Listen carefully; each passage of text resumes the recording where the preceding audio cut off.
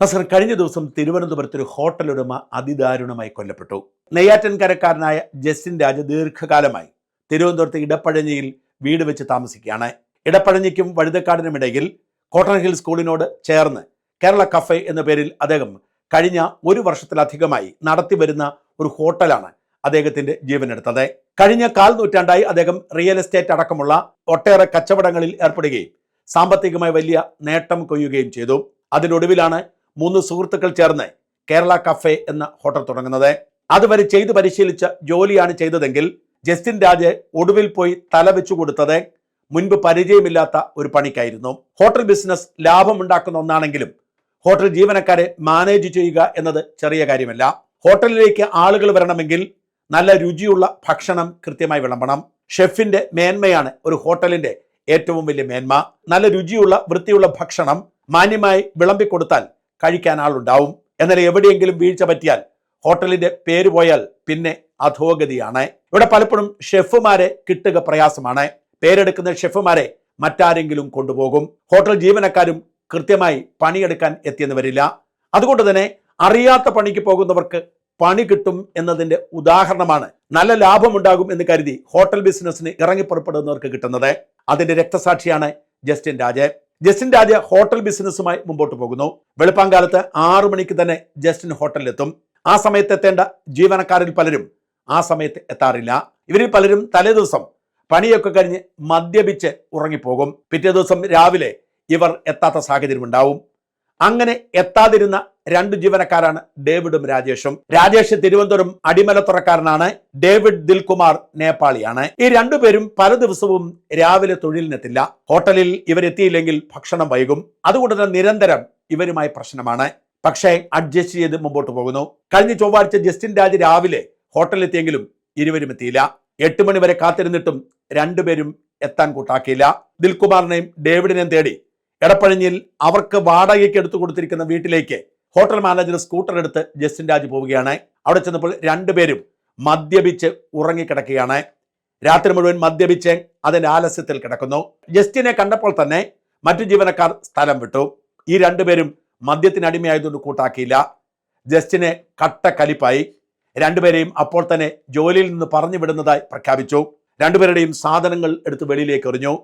സ്വാഭാവികമായും 2 പേരും കോപാകുലരായി. ജസ്റ്റിനും അവരും തമ്മിൽ പിടിവലിയുണ്ടായി. ഈ രാജേഷ് ബോക്സിംഗ് ചാമ്പ്യനാണ്. ഡേവിഡ് എന്ന നേപ്പാളി ക്രിമിനലും. 2 പേരും ചേർന്ന് അതിദാരുണമായി ജസ്റ്റിൻ രാജിനെ കൊലപ്പെടുത്തി. കഴുത്തിൽ തുണിയും മറ്റ് സാധനങ്ങൾ വെച്ച് മുറുക്കി കൊലപ്പെടുത്തുക മാത്രമല്ല, നെഞ്ചുകൂടെ ഇടിച്ച് തകർക്കുകയും ചെയ്തു. ആന്തരിക രക്തസ്രാവം വന്ന് ശ്വാസം മുട്ടി ജസ്റ്റിൻ രാജ് മരിച്ചുപോയി. ജസ്റ്റിന്റെ മരണം ഉറപ്പാക്കിയതിനു ശേഷം അടുക്കള ഭാഗത്തെ ഒരു പായിട്ട് മറച്ചു വെച്ചതിന് ശേഷം ജസ്റ്റിൻ കൊണ്ടുവന്ന ബൈക്കും എടുത്തുകൊണ്ട് അവർ പോയി. ജസ്റ്റിന്റെ ATM കാർഡ് വഴി പണമെടുക്കാൻ ശ്രമിച്ചു, നടന്നില്ല. ബൈക്ക് പണയപ്പെടുത്തി അല്പം കാശെടുത്തു. എന്നിട്ട് നാട് വിടാനുള്ള പരിശ്രമത്തിനിടയിൽ അടിമലത്തുറയിൽ വെച്ച് രാജേഷിന്റെ നാട്ടിൽ വെച്ച് ഇരുവരെയും പോലീസ് പിടികൂടി. ഇരുവരും അക്രമാസക്തരായി പോലീസിന് നേരെയും ആക്രമണം അഴിച്ചുവിട്ടു. ജസ്റ്റിനെ കാണാതായപ്പോൾ മാനേജർ വിചാരിച്ചത് ജസ്റ്റിൻ വീട്ടിൽ പോയെന്നാണ്. ഉച്ചയായിട്ടും ഫോണിൽ പോലും ബന്ധപ്പെടാൻ കഴിയാതെ വന്നപ്പോൾ സഹോദരൻ സുനിൽ രാജിനെ വിളിക്കുകയും സുനിൽ രാജൻ എടപ്പഴഞ്ഞിൽ വന്ന് അന്വേഷിക്കുകയും ചെയ്തു. അന്ന് അവിടെ ബൈക്ക് കാണാത്തത് കൊണ്ട് തിരിച്ചുപോയി ജസ്റ്റിന്റെ വീട്ടിൽ അന്വേഷിച്ചപ്പോൾ അവിടെയും ഇല്ലെന്ന് വന്നപ്പോൾ വീണ്ടും വന്ന് പരിശോധിച്ചപ്പോഴാണ് അടുക്കള ഭാഗത്ത് മൃതദേഹം കണ്ടെത്തുന്നത്. പിന്നീടാണ് പോലീസിന് വിവരം അറിയിക്കുന്നതും പ്രതികളെ പോലീസ് പിടികൂടുന്നതും. എന്തായാലും അതിനു മുമ്പ് തന്നെ ജസ്റ്റിൻ രാജ് കൊല്ലപ്പെട്ടിരുന്നു. അതെ, ജീവിതകാലം മുഴുവൻ കഷ്ടപ്പെട്ട് സാമാന്യം തരക്കേടില്ലാത്ത ഒരു ജീവിതം പടുത്തുയർത്തിയ ജസ്റ്റിൻ രാജ് തന്റെ തൊഴിലാളികളാൽ കൊല്ലപ്പെട്ടു. ജസ്റ്റിന്റെ മരണം നമുക്ക് നൽകുന്ന കുറേയധികം പാഠങ്ങളുണ്ട്. ഒന്ന്, ക്ഷിപ്രകോപം കൊണ്ട് ഒരു കാര്യവുമില്ല എന്ന് തന്നെയാണ്. നമ്മൾ ക്ഷിപ്രകോപികളാവുമ്പോൾ മറുഭാഗത്ത് ആരാണെങ്കിലും പ്രതികരണം ഉണ്ടാവാനുള്ള സാധ്യതയുണ്ട് എന്ന് തിരിച്ചറിയുക. അവിടെ ആ പ്രതികരണത്തെ പ്രതിരോധിക്കാനുള്ള ആൾബലവും ആരോഗ്യവുമില്ലെങ്കിൽ കടിച്ചമർത്തുന്നതാണ് ഉചിതം. 2, ഒരാളെ ജോലിക്കെടുക്കുമ്പോൾ അത് എത്ര നിസ്സാരമായ ജോലിയാണെങ്കിലും അയാളെക്കുറിച്ച് പൂർണ്ണ അവബോധമില്ലെങ്കിൽ ഇതൊക്കെ സംഭവിക്കും. പലപ്പോഴും നമ്മുടെ നാട്ടിൽ തൊഴിലാളികളാൽ തൊഴിലുടമകൾ കൊല്ലപ്പെടുന്ന സാഹചര്യത്തിലെല്ലാം ഈ കൊല്ലുന്നവർക്ക് ക്രിമിനൽ പശ്ചാത്തലമുണ്ട്.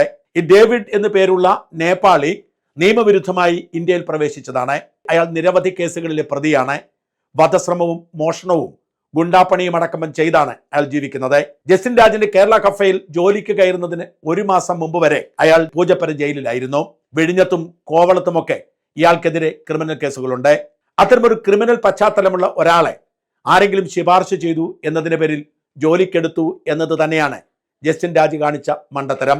ഫേസ്ബുക്കിലൂടെ തൊഴിലാളി ആവശ്യമുണ്ടെന്ന് പറഞ്ഞപ്പോൾ രാജേഷ് തന്നെയാണ് ജസ്റ്റിൻ രാജിനെ പരിചയപ്പെടുത്തിയത്. ആരെ ജോലിക്കെടുത്താലും തീർച്ചയായും അയാളുടെ ബാക്ക്ഗ്രൗണ്ട് ചെക്ക് ചെയ്യുക. ഉറപ്പില്ലാത്ത ഒരാളെയും ജോലിക്കെടുക്കാതിരിക്കുക. ആരെങ്കിലും പറഞ്ഞത് കേട്ട് ഉറപ്പില്ലാത്തവരെ ജോലിക്കെടുത്തവർക്കൊക്കെ പണി കിട്ടിയിട്ടുണ്ട്. ഏറ്റവും വലിയ രണ്ടാമത്തെ പാഠം അതാണ്. മൂന്നാമത്തേത്, നമ്മൾ മുതലാളിയാവാം, നമുക്ക് കരുത്തുണ്ടാവാം, പക്ഷെ നമ്മൾ മറ്റൊരു സ്ഥലത്തേക്ക് ചെന്ന് ഒരാളെ പ്രകോപിപ്പിക്കുമ്പോൾ അയാൾ പ്രകോപിതനായാൽ സംഭവിക്കാൻ പോകുന്നത് എന്തെന്ന് മനസ്സിലാക്കാതെ വിവേകമില്ലാതെ ചെയ്തു പോവരുത്. ഇവിടെ ജസ്റ്റിൻ ഇവർ എണീക്കാൻ വൈകിയത് കൊണ്ട് വികാരപരവശനായി അവരെ ജോലിയിൽ നിന്ന് പിരിച്ചുവിടുകയും സാധനങ്ങൾ വലിച്ചെറിയുകയും ചെയ്തപ്പോൾ ഉണ്ടായ പ്രകോപനം ക്രിമിനൽ വാസന കൂടി ഉള്ളതുകൊണ്ട് അത് കൊലപാതകത്തിൽ കലാശിച്ചു.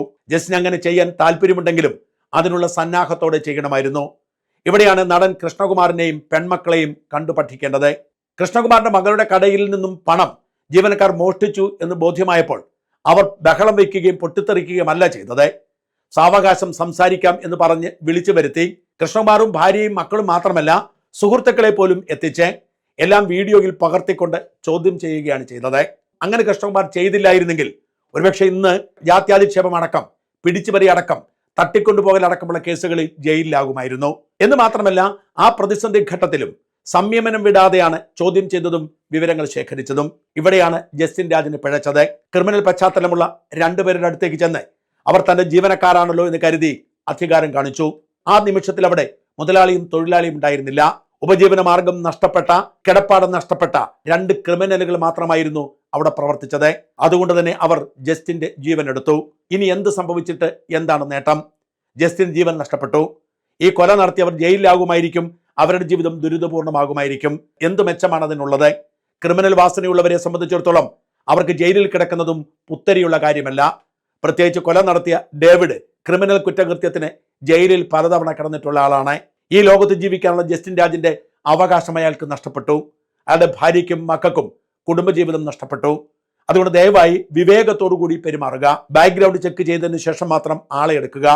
ഒരാളെ ചോദ്യം ചെയ്യാനോ പ്രകോപിപ്പിക്കാനോ ഉള്ള സാഹചര്യം ഉണ്ടായാൽ അതിൽ വീഴാതെ സന്നാഹത്തോടെ നിയമപരിരക്ഷയോടുകൂടി ചെയ്യുക.